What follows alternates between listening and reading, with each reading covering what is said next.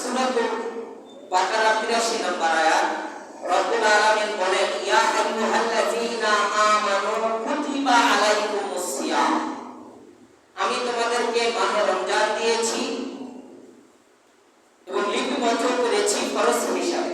কি হিসাবে? কথা বলেন একটু। ফরজ হিসাবে।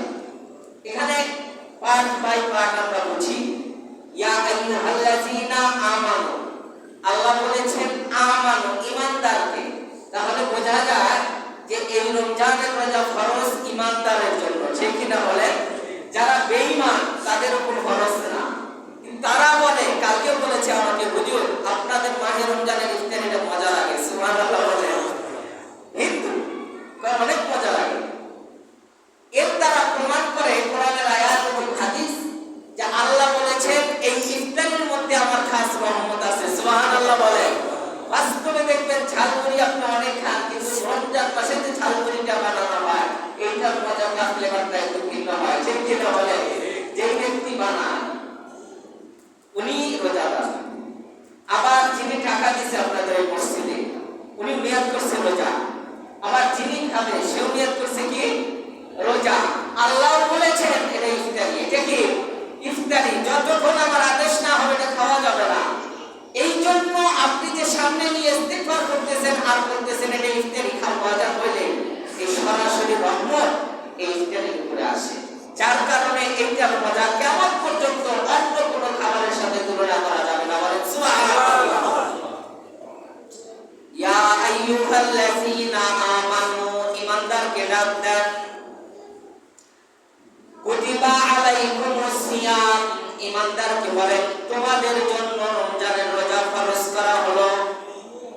তাহলে কোন বেঈমান কাফের মুশরিকের জন্য ফরজ নয়। এরপর প্রশ্ন আসে, হুজুর এই রোজা কি আমাদের উপর নতুন ভাবে ফরজ হয়েছে কিনা? রব্বুল আলামিন বলেন কামা কুতিবা আলাল্লাযীনা মিন ক্বাবলিকুম লাআল্লাকুম তাত্তাকুন। না না না গোলাম, তোমাদের উপরে শুধু এই রমজান মাসে রোজাকে ফরজ করা হয় নাই। তোমাদের আগে যারা ছিল, যে নবী ছিল, অলি ছিল, তাও ছিল, কুতুব ছিল, ঈমানদার দাবি করেছে, মুসলমান দাবি করেছে, তাদের উপরে আমি রমজান মুবারকের রোজাকে ফরজ করেছিলাম। শুধু তাই নয়, তোমাদের আগে যারা বিধর্মী ছিল তারাও এই রমজানের রোজাকে রাখতো সিস্টেমে। তাহলে মাহে রমজানের রোজা আমাদের উপর ফরজ না, এটা আগে বুঝি আমরা। আমাদের জন্য শুধু ফরজ না, আমাদের আগে যারা ছিল তাদেরও কি ছিল? আপনার আগে আপনার দাদা ছিল, পরদাদা ছিল, এই পর্যন্ত নবী, নবীর আগে যারা ছিল মুসা আলাইহিস সালাম, ঈসা আলাইহিস সালাম, এইভাবে আদম পর্যন্ত আল্লাহ রাব্বুল আলামিনের রোজা ছিল। কিন্তু রোজার সিস্টেমটা ভিন্ন ছিল।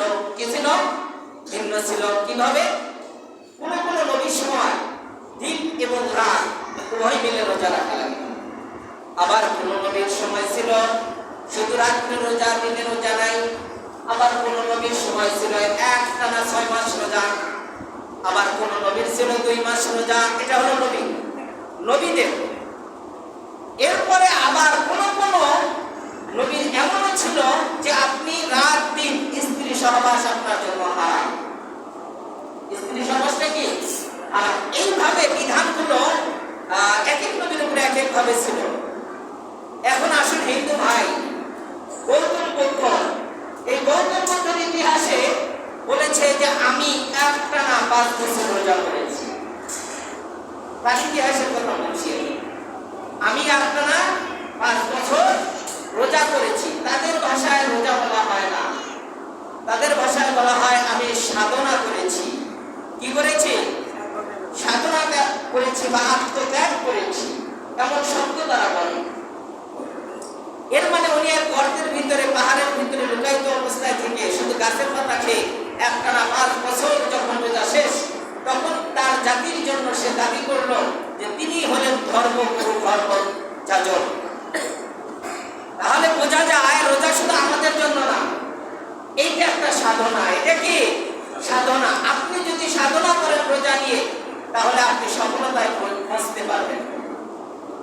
যারাই এই যুগে অলি হয়েছে তারাও রোজা রেখে রেখে অলি হয়েছে। যারা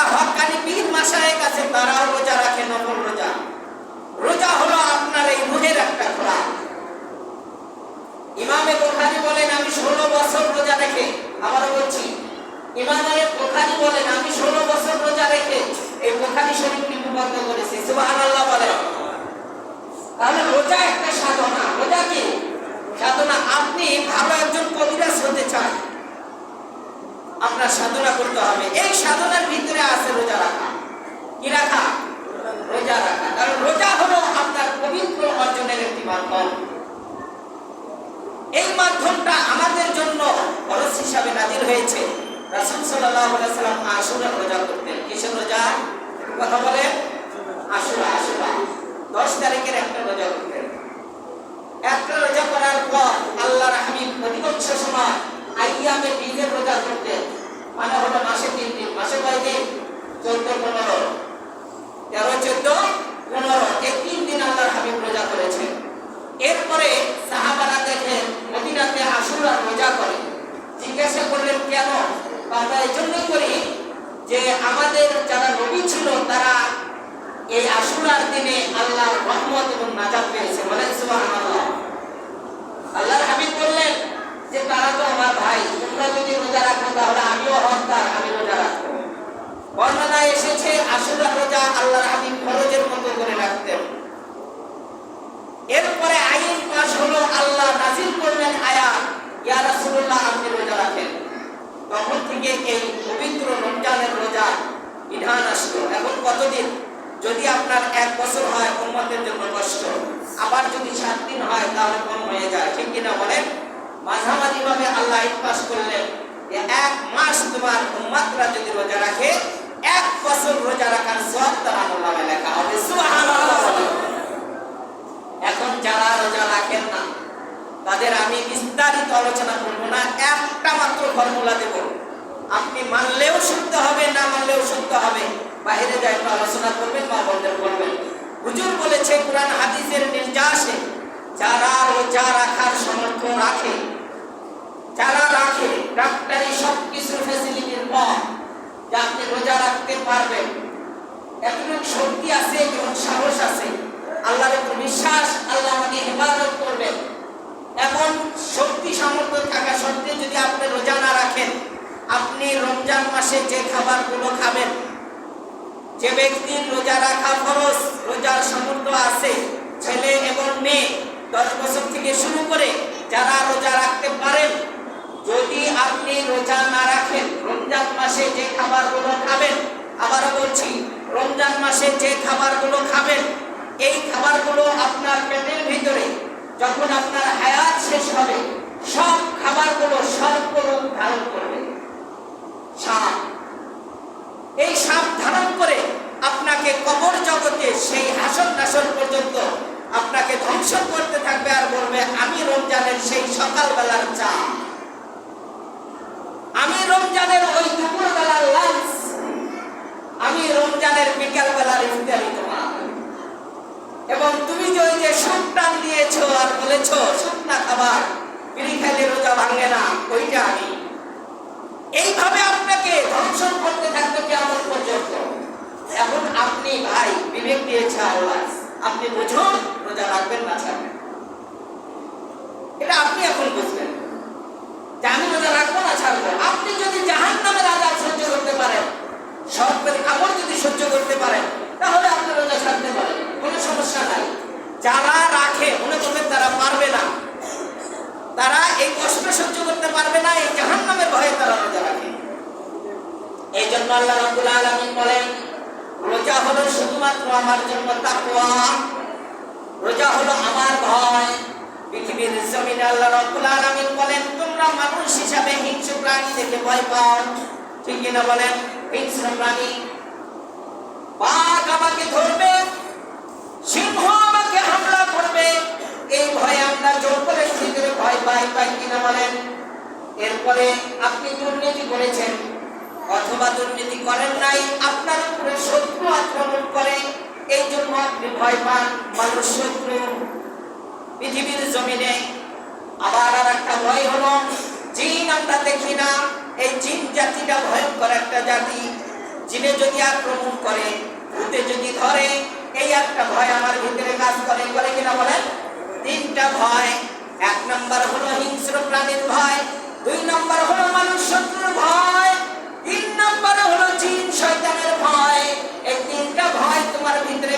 হবে, ও বান্দা ও গোলাম, এই ভয়ের কথা আমি তোমাকে বলি না, আমি রব বলেছি শুধুমাত্র আমার ভয়। সুবহানাল্লাহ বলেন। আমার ভয়ে রোজা রাখো, লাআল্লাকুম তাত্তাকুন, তাকওয়া অর্জন করো।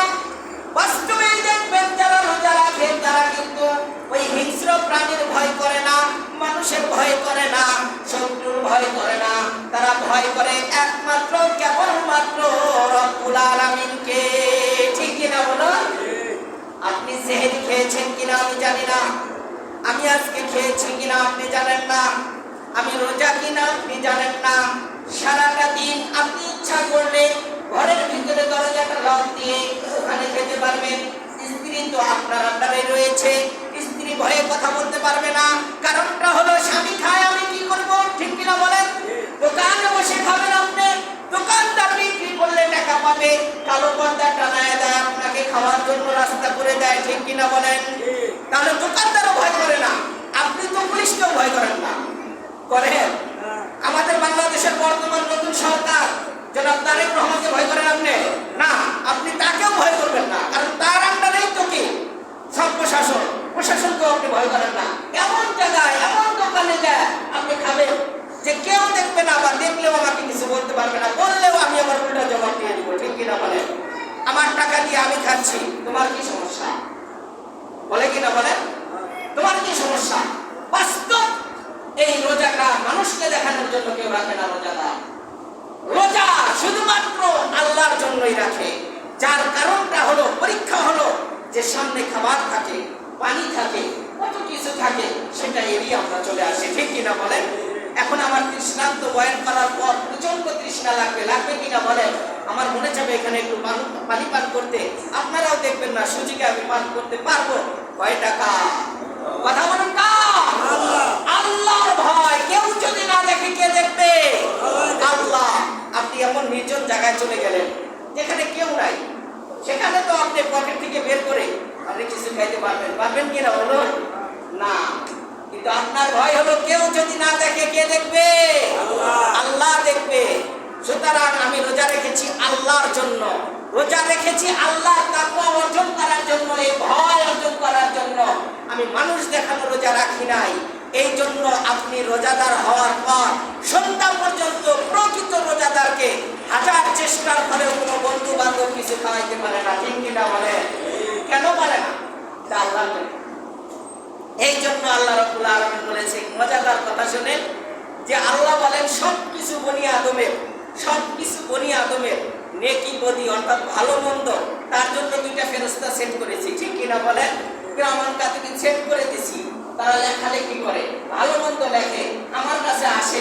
যদি ভালোটা হয় আমি সেখানে বলি এটা 700 গুণ বাড়ায় দাও, সুবহানাল্লাহ বলেন। আর একটা মাত্র আমল, সেটা আমি স্পেশাল আমার হাতে রেখে দিয়েছি, সুবহানাল্লাহ। একটা আমল, তা হলো মাহে রমজানের রোজা। এটা ফেরেশতারা লিখতে চায়, তখন আমি বলি যে না, এটা লেখা যাবে না, এটা তোমাদের জন্য রাখে না, এটা মানুষের জন্য রাখে না, আর মানুষকে দেখানোর জন্য রাখে না, এটা শুধু আমার জন্যই রাখে। সুবহানাল্লাহ বলেন। ইফতারিটা সামনে নিয়ে দেখেন আমরা কতটা অপেক্ষা করি, আর মাত্র 2 মিনিট বারবার ঘুরে দেখতেছি, আর ইমাম সাহেবকে বলতেছি, হুজুর আজকে কয়টা ইফতার? ঠিক কিনা বলেন? মানে এতটা যন্ত্রণা যে আমি এখন ইফতার করব। এরপরে বারবার ঘড়ি দেখি, আমিও জানি যে আজকে হলো 57টি ইফতার হবে, তারপরেও জিজ্ঞাসা করি, হুজুর কয়টা ইফতার? এর মানেটা হলো যে হুজুরও তো দেখবে না, ওখানে খেজুর তো আপনার সামনেই, আপনি তো একটা মুখে দিতেই পারেন, পারেন কি না? দিতে পারেন, তারপরেও না, আর মাত্র 1 মিনিট। আল্লাহ রাব্বুল আলামিন বলেন, দেখো না বান্দা কিভাবে আমার দিকে তাকায় আছে, আর আমার আশায় কখন যেন মুয়াজ্জিন আজান দিবে, আর আজানের সময়টা হবে বিসমিল্লাহ বলে ইফতারটা খাবে, আর বলবে আল্লাহুম্মা লাকা সুমতু ওয়া আলা রিজকিকা আফতারতু, এই দোয়াটা করবে আর খাবে। তখন ফেরেশতারা বলে যে আল্লাহ নেকিটা আমরাই লিখে দেই। কয় না, তোমার লিখতে হবে না, রোজা হলো আমার জন্য। রোজা কার জন্য? কথা বলেন, কার জন্য? আল্লাহর জন্য। ওয়া আনা আজজি বা আজজাবি, হাদিসে আসছে ওয়া আনা আজজাবি, রোজা যেহেতু আমার জন্য, এটার অফারটা, সওয়াবটা আমি রবি লিখে দেব। বলেন সুবহানাল্লাহ। সাহাবা কেরাম যে জিজ্ঞাসা করলেন, ইয়া রাসূলুল্লাহ, একটু নমুনা দিন আমাদেরকে, সওয়াবটা কেমন হতে পারে? কারণ হলো পৃথিবীর জমিনে যখন আমরা লাভ দেখে দেখে ওই কাজটা করতে থাকি, আমরা যখন বেনিফিট পাই তখনই কাজটা করতে থাকি। এখন রোজা যদি রাখি, এই রোজা রাখলে আমাদের সর্বনিম্ন সওয়াবটা কেমন হতে পারে? আল্লাহর হাবিব বলেন, রোজা হলো তোমাদের জন্য যাকাত, লিকুল্লি শাইইন যাকাতুন ওয়া যাকাতুল জাসাদি আস-সাওম, প্রত্যেকটা জিনিসের যাকাত রয়েছে, তেমনি তোমার রূহের জন্য, দেহের জন্য যাকাত হলো মাহে রমজানের রোজাগুলো রাখা। সুবহানাল্লাহ বলেন। আল্লাহর হাবিবকে প্রশ্ন করা হলো, ইয়া রাসূলুল্লাহ, মাহে রমজানের সর্বনিম্ন ফাজাইলটা কেমন হতে পারে, সওয়াবটা কেমন হতে পারে, নেকিটা কেমন হতে পারে? আল্লাহর হাবিব বলেন, মনে করো একটি কাক জন্মগ্রহণ করেছে, একটি কাক জন্মগ্রহণ করেছে। কাক এই কাক পাখি, এই কাক যদি জন্মের পর উদাহরণস্বরূপ 1000 বছর হায়াত পায়, কত বছর? 1000 বছর। এই 1000 বছর হায়াত পাওয়ার পর যদি কাকটা জন্মের পরে উড়া শুরু করে, উড়তে থাকে, তাহলে মোটামুটি এখান থেকে আমাদের সাল্লা বাজার যাইতে পারবে? 1000 বছরে আরো বেশি যাবে। কথা বলো, বেশি যাক, আপনার আমার ধারণার বাহিরে।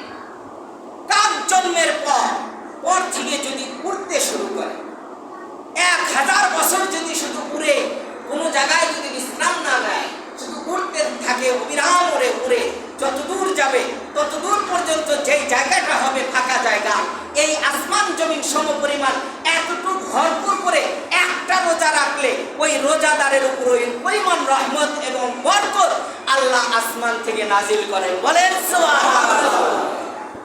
এটা হলো সর্বনিম্ন ফাজাইল। সর্বোচ্চ, আসুন সর্বোচ্চটা বলি। সর্বোচ্চ কোনো ব্যক্তি যদি রোজা রাখে, রোজা রাখার পর আল্লাহ রাব্বুল আলামিন আরশের ভিতরে ভাগ করতে থাকবেন। রায়্যান নামক দরজা দিয়ে ঢোকানোর পর জান্নাতীদেরকে বলবেন যে এদেরকে সাইড করে রাখো। সাইড করার পর আল্লাহ আরশের একটি জায়গা দিবেন, ছায়া দিবেন। এই ছায়ার নিচে বসবে, বসার পর সবাই অপেক্ষায় থাকবে, কি ব্যাপার, এরা আবার কোন স্পেশাল জান্নাত? আল্লাহ রাব্বুল আলামিন বলবেন, এমন স্পেশাল যে তোমাদের ভয়ে, তোমাদের কারণে রোজা রাখে নাই, শুধুমাত্র আমার কারণে রেখেছে। এজন্য আমি একটা স্পেশাল ব্যবস্থা করেছি। জান্নাতি মাছের কলিজা ভুনা করা হবে। ভুনা করার পর আল্লাহ রাব্বুল আলামিন কুদরতিভাবে বলবেন, তোমরা এখানে আজকে সকালের এবং বিকালের নাস্তাটা করে নাও। সুবহানাল্লাহ বলে। এখন যারা রোজা রাখেন না ভাই, তাদের কি হবে এটা তো জানা দরকার। যারা রোজা রাখি না, যারা তারাবি করি না, তাদের জানা দরকার আছে না? যারা রোজা রাখেন না, এই মাস শেষ হওয়ার পর আপনি যদি 1 বছর একটানা রোজা রাখেন, এই মাসটা শেষ হওয়ার পর একটানা 1 মাস যদি রোজা করেন, যেই সওয়াব হবে, যেই বদলা পাবেন, একটা রোজার 100 ভাগের 1 ভাগের 1 অংশ হবে না। সুবহানাল্লাহ বলেন। তাহলে রোজার ফাজাইলটা কেমন হতে পারে? এটা হলো আপনি যদি কাজা করেন। এখন কাজাটা কয়টা করবেন? ইচ্ছাকৃতভাবে যদি আপনি রোজাটা ছেড়ে দেন, অস্বীকার করেন, তাহলে কুফরি হয়ে যাবে। আর অনিচ্ছাকৃতভাবে ডাক্তারি কারণে বা যে কোনো কারণে যদি আপনি রোজা ছেড়ে দেন, যে রোজা রাখা আপনার জন্য ফরজ ছিল, আপনি রাখতে পারেন না ডাক্তারি সাজেশনে, তাহলে এটা 2 প্রকার, একটা হবে কাজা আর একটা হলো কাফারা। কাজা এবং কাফারা। কাফারা যদি আপনার উপরে হয়, যে অনিচ্ছাকৃতভাবে ডাক্তারে কিছু বলে নাই, এমনি রাখেন না, তাহলে রোজার পরে আপনার 60টা রোজার একটানা রাখতে হবে। এরপরে রোজার ভিতরে যদি একটা ছুটে যায়, আবার 60টা রাখতে হবে, আবার ছুটে গেলে আবার 60টা রাখতে হবে, কিন্তু রমজান শরীফের সওয়াবের এক কিঞ্চিত পাবেন না।